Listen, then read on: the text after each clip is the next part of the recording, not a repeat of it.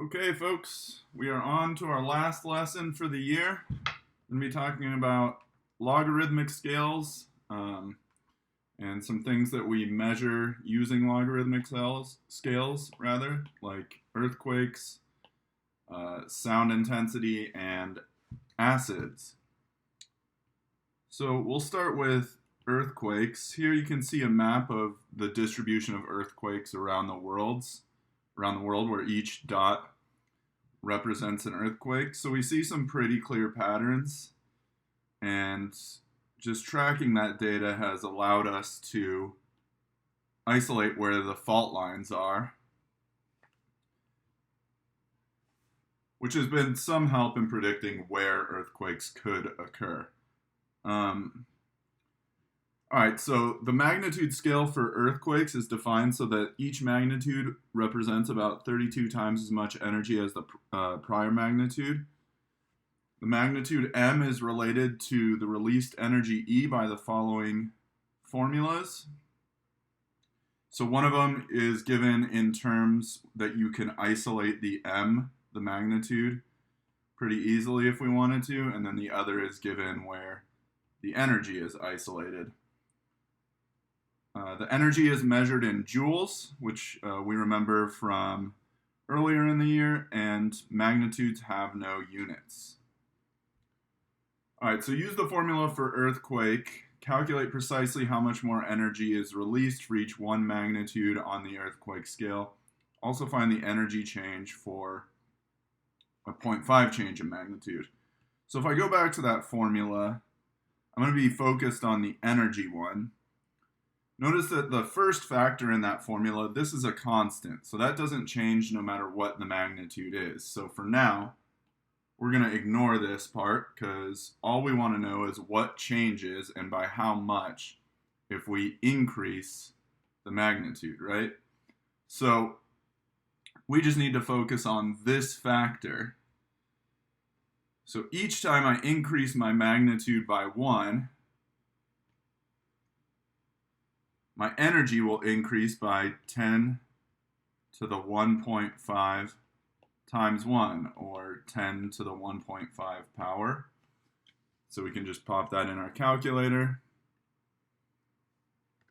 So 10 to the power of 1.5, which comes out to 31.6, or about 32. So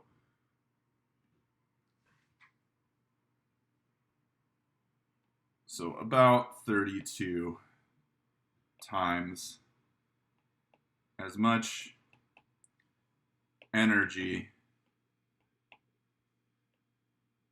per magnitude. Okay, well, what if I increase it by 0.5? So then I'm going to do 10 to the 1.5 times 0.5.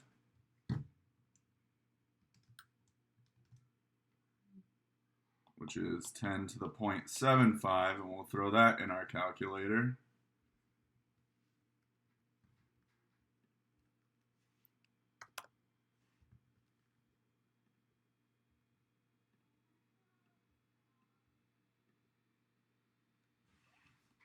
So that's approximately 5.6 times as much energy per magnitude, or per 0.5 magnitude in that case. All right, let's look at another example. In 1989, the San Francisco earthquake, in which 90 people were killed, had a magnitude 7.1. Calculate the energy released in joules. Compare the energy of this earthquake to that of the 2003 earthquake that destroyed the ancient city of Bam, Iran, which had a magnitude 6.3 and killed an estimated 50,000 people. So, I was actually around during this earthquake in 1989. Something interesting about that, if you don't know, was that happened during Game 7 of the World Series, which was in San Francisco.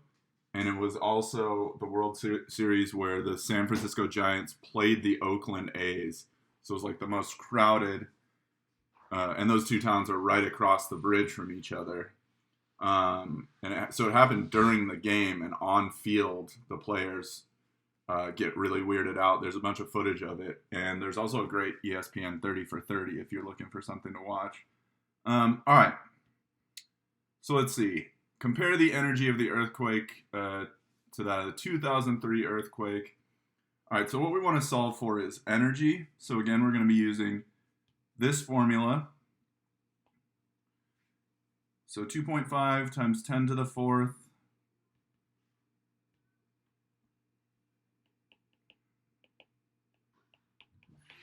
times 10 to the fourth times 10 to the 1.5 times magnitude.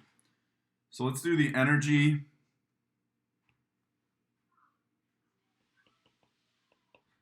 for the 1989 earthquake first. So we're going to have 2.5 times 10 to the fourth times 10 to the 1.5 times that magnitude was 7.1. I'm just going to put all this in my calculator.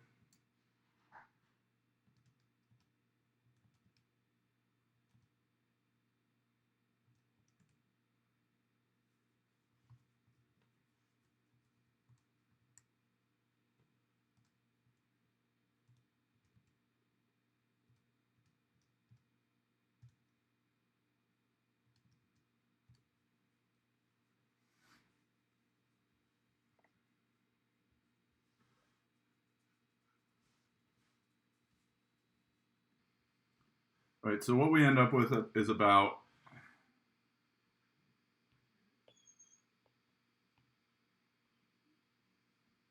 1.1 times 10 to the 15th joules. And now let's look at the one that happened in 2003 in Iran. That one's 2.5 times 10 to the fourth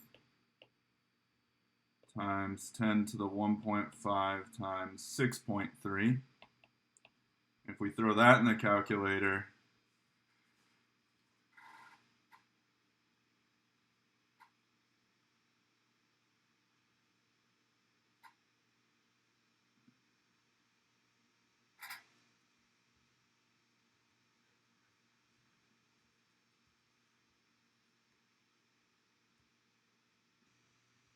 we get about 7.0 times 10 to the 13th joules. So just to give us some perspective on the difference, so let's see, the 7.1 magnitude minus the 6.3 magnitude, the difference in magnitude is 0.8. So 10 to the 1.5 times 0.8 is about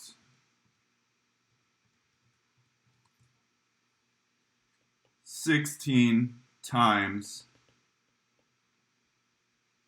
more energy.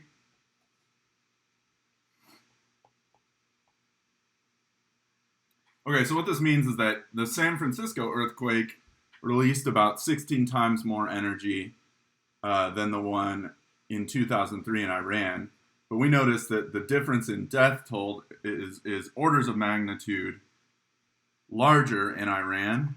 Killed 50,000 people. So why is that? A lot of that has to do with the materials used to make buildings in San Francisco versus in Iran. San Francisco being a much more modern city where construction is done with things like wood and steel that have some flex to them, whereas Iran, a lot of the buildings were made from masonry, like concrete and block, and that stuff doesn't flex, and so when an earthquake hits, those types of buildings just collapse, falling on top of people or trapping people inside of them.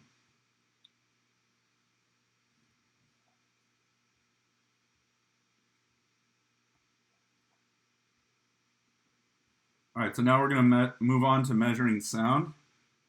So it's pretty common knowledge that sound is measured in decibels, although you may or may not have some sense of context for what that means. A lot of you are musicians, so you may already have some context for this. The loudness of a sound in decibels is defined by the following equivalent formulas. So we have loudness in decibels equals 10 times the log of the ratio of intensity of the sound divided by intensity of the softest audible sound.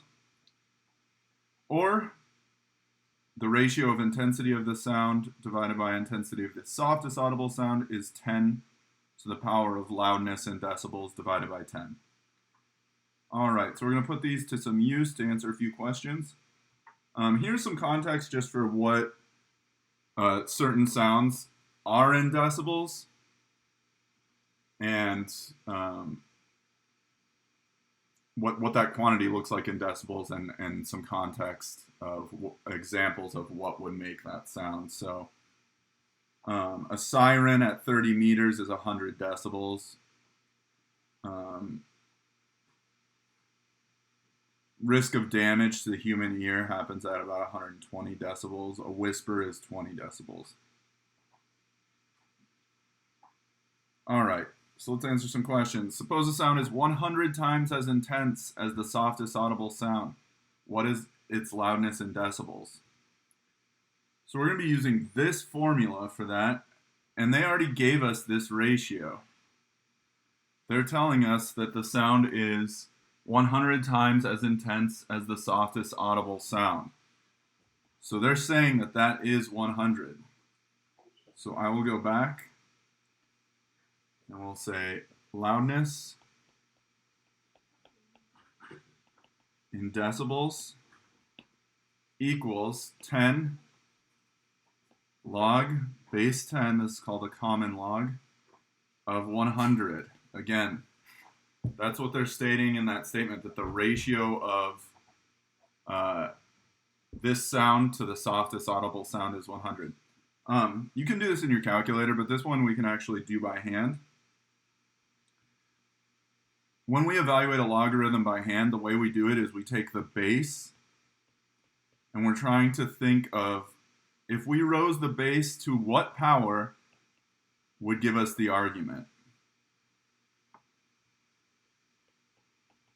So when I'm trying to evaluate that logarithm, I'm trying to think of 10 to what power gives me 100. And the answer there is 10 to the second power gives me 100. So now I have 10 times 2, because log base 10 of 100 evaluates to 2, which 10 times 2 is 20.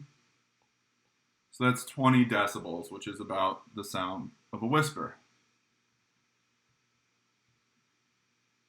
All right, how does the intensity of a 57 decibel sound compare to that of a 23 decibel sound? So we're going to use the other version of the formula because the second one is what gives us the comparison of intensity of sounds, right? So I'm going to go rewrite this. So here's what I'm going to say. Intensity,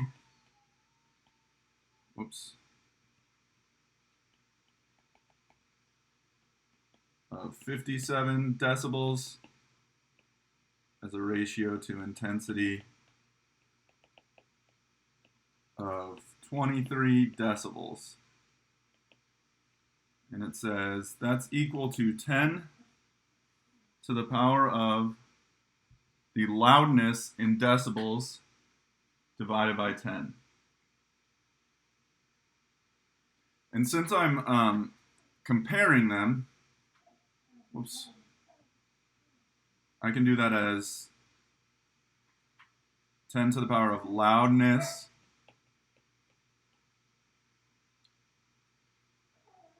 of sound 1 minus loudness of sound 2.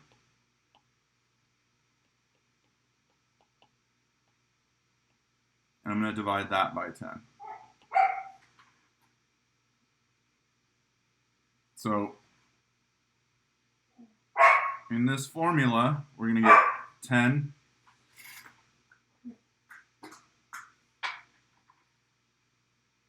to the power of 57 minus 23 over 10.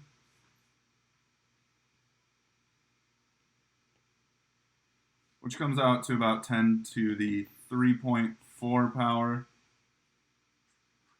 which is approximately equal to 2512. So what we can say there is that a sound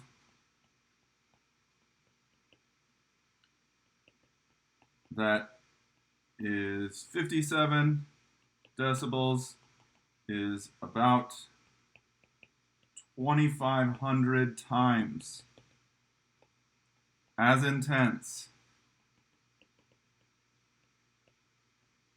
as a 23 decibel sound.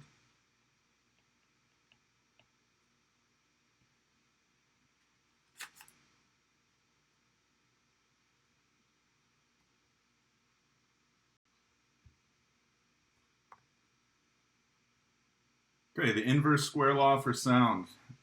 This is just an image to kind of help display it. As sound moves outwards, it spreads out in a way that is proportional to the inverse of the square of the distance from the source. So, for example, the sound at 10 meters is 64 times the sound intensity at 80 meters, because 80 is 8 times 10, so the sound intensity would be 1/64th as intense at 80 meters than it would be at 10 meters. And another way of saying that is it would be 64 times as intense at 10 meters. All right, so how far should you be from a jet to avoid strong risk of damage to your ear? So let's get some information from our table. So strong risk of damage happens at 120 decibels. And a jet at 30 meters is 140 decibels. Okay, so let's make a note of that. So the jet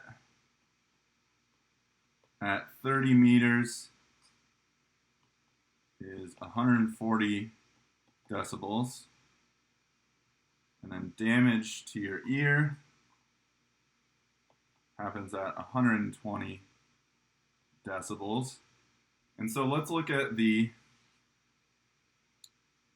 intensity, the ratio of intensity of sound. So intensity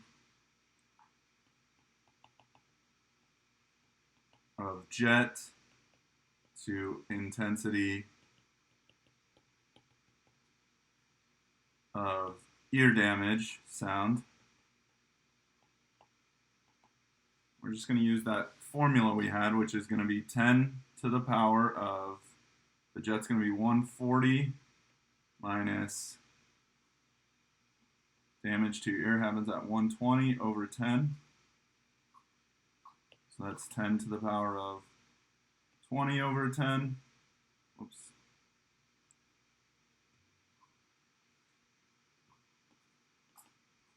Which is 10 squared, which is 100. So the jet is 100 times as intense as the sound that does damage to your ear. So we would want to weaken this sound by a factor of 100. And because of the inverse square law, right, if we move back by a factor of 10,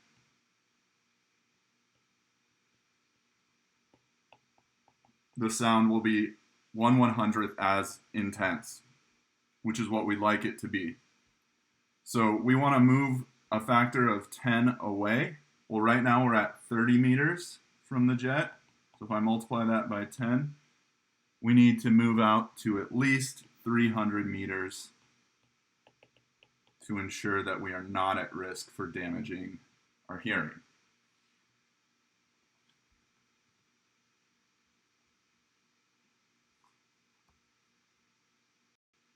Okay, the last thing we're going to talk about is the pH scale. So the pH scale is used in chemistry to classify substances as neutrals, acidic, or basic. And we're given some formulas for the pH scale. Is the first one, which is a logarithmic formula, and then the second one is for the hydrogen ion content given in terms of pH. Pure water is neutral and has a pH of 7. Acids have a pH lower than 7, and bases have a pH higher than 7. So here are some typical acids and bases. So lemon juice, acid of 2. Stomach acid is 2 to 3. Vinegar is 3. Drinking water, 6.5. Pure water, 7, so that's neutral. And then these other ones are basic. So baking soda is 8.4. Ammonia 10, and drain opener between 10 and 12. All right, so let's do one more example here. What is the pH of a solution with a hydrogen ion concentration of 10 to the negative 12 mole per liter? Is it an acid or a base? So they're giving us the hydrogen ion content and asking us for the pH. So we want to use this version of the formula. And I'll just say, okay, pH equals negative log base 10 of the hydrogen ion content, 10 to the negative 12. All right, and so this is one you can evaluate by hand. Again, remember, when you try to evaluate a logarithm, you're trying to think of the numbers such that raising the base to that power will give you the argument.